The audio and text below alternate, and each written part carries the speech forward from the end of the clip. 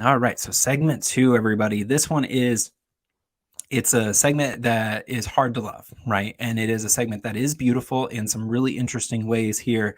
It is 11.7 miles. It's about 2,500 feet of elevation gain and about, I put elevation up and up. Let's go ahead and change that one here.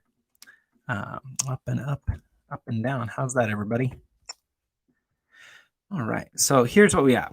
So segment two is 11.7 miles. It's got about 2,500 feet of elevation gain, about 800 feet of elevation descent over the course of that 11.7 miles. It is a segment that is really exposed. So right away, there's no water from the South Platte at the very start of it, all the way to the firehouse, which is almost at the very end. So it's about 10.1 miles to the firehouse. And so it's just absolutely blisteringly hot. But here's the deal.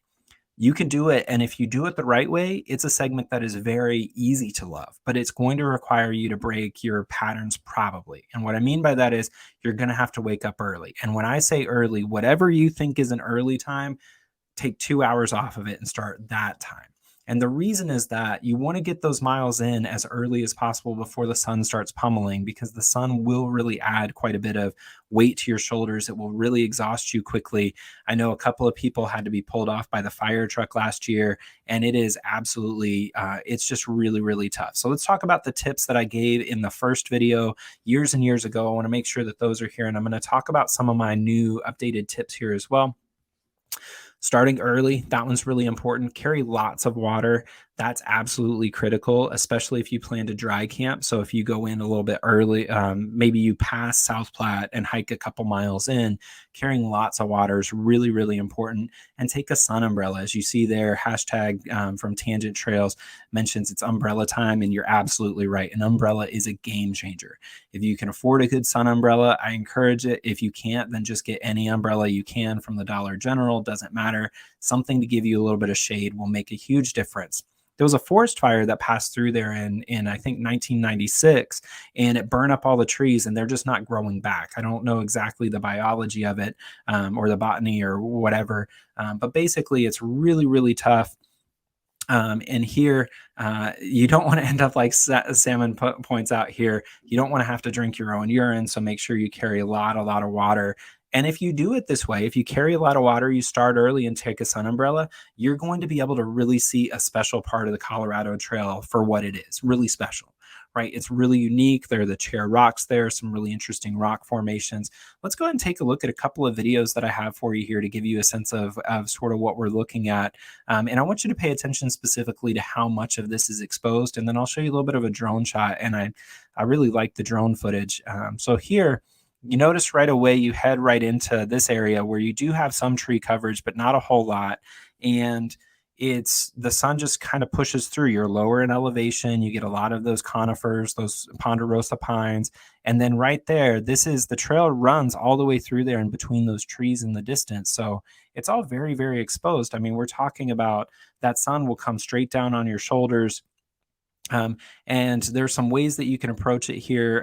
Girl Plus Dog recommends going Nobo, and it's a lot easier with dogs, especially because you'll be going down that 2,500 feet and only up 800, which I think is a really great route to go as well. So make sure that that one is up there, and you basically get the most exposure out of the way early. It's just a beautiful segment if you do it the right way, and that's a great option, especially if you live in the Denver area. You can start chipping away some of these segments early, so that when you get started in full with the rest of your hike, you can kind of have them knocked out of the way. Now, I did take a drone shot here of one of the campsites.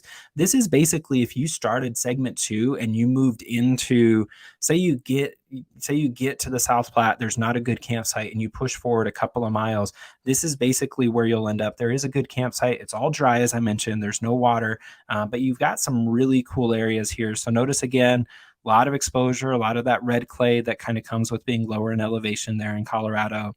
Some folks will set up. There are a couple of ridge lines. Definitely no fires. But it's got a segment, kind of a different kind of beauty for Colorado, and you'll start to make your tramily in this segment as well. You'll start to meet some of those folks that you're going to end up hiking with in the long haul. So just a really cool segment. I mean, it really is, but it's hard to love. And so start it early, take a lot of water. Let's talk a little bit about some of my updated tips and some of the ways that I might approach it. This is something I did last year's. I dry camped in the trees, and I did it the year prior, and I really like this idea. If you are able, 17 miles through segment one is tough, and then you've got a big climb on the front end of segment two, but then it kind of levels out. So if you do decide to push in, go in a couple of miles, find a good camp spot, dry camp in the trees. And dry camping, for those of you who are new, just means you're camping where there's not a water source. So you're going to have to take your water in. But this is a great way to go because you can chip away some of those hotter miles early or later, and then wake up early and then have a really good full run at that fire station to make sure you get there as early as possible. So dry camping is a good idea if you're able, especially if you stop there in segment one at Bear Creek and then you go in.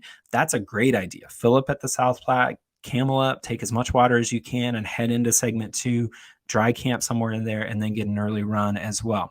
Let's talk a little bit about the firehouse. So the firehouse is an important one, and it's a resource we've been able to tap into in the Colorado Trail community for quite a while. And this one is really important that we keep taking care of it. So if you're able, take a few dollars to make a donation to the firehouse. There is a little box for you to leave some money because we use their water for free. The firehouse, they're really great. They're generous with their water. They've got a couple of benches set up for hikers. So if you have the means, leave them a few dollars, and that will help us ensure that hikers in the future are able to keep using this facility. What's also nice about the firehouse, especially if you get there early in the morning, is that the shade, the spigot for the water, if you sit by it, you're in the shade. So there's a lot of shade kind of in that area. Now, when you do get to the firehouse, remember there are people who live there. So be quiet, or at least don't be screaming and making yourself crazy.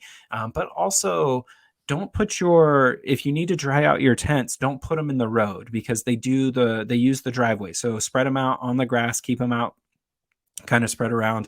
A couple of times I've been there, and the firefighters have had to come out and ask people to move their gear for drying, and they've been really kind about it. But you have to imagine that it's crazy making if you spend every day going out there and asking hikers to just move things out of the way. So taking your gear and putting it preemptively where it's not going to be in the way is a really good idea. But it is also a great spot to dry your gear before you head over there into segment three. And then I mentioned this a few times, but appreciate the harsh beauty of the segment. And there are a couple of ways to do this.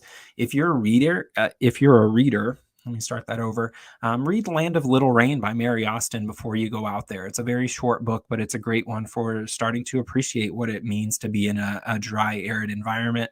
There's also a really terrific book about the Colorado Trail called Uphill Both Ways by Andrea Alani, and it's terrific. And she has a great take on that segment specifically. And she hiked the trail the year that the burn happened. So she's been able to see sort of both ways the segment two is evolved over the years. So spend a little time, look for the flora and fauna that you're not going to see elsewhere. So sometimes you'll see some really cool cacti, you'll see some great grasses. It is beautiful in some really harsh ways, and it's just a neat one. I don't mean to sound too hippie, but obviously you're hiking the trail, make the best of it, check out some of that really unique landscape. As long as you are in good shape by way of hydration and sun, you're going to be able to enjoy it on some level. And that's a really important one here because that segment two just it's a challenge. It's just so hard. Now, without further ado, let's click over here. And here, let's talk about Mad Hippies before we switch over. Stay the course at the end of segment two to get to the firehouse. Don't go off trail. There's a gully in between, and that's really important too. So don't build those social trails as you go to that firehouse. Make sure you're, again, taking care of that resource and not creating a problem so that we lose that resource in the years to come. All right, let's talk.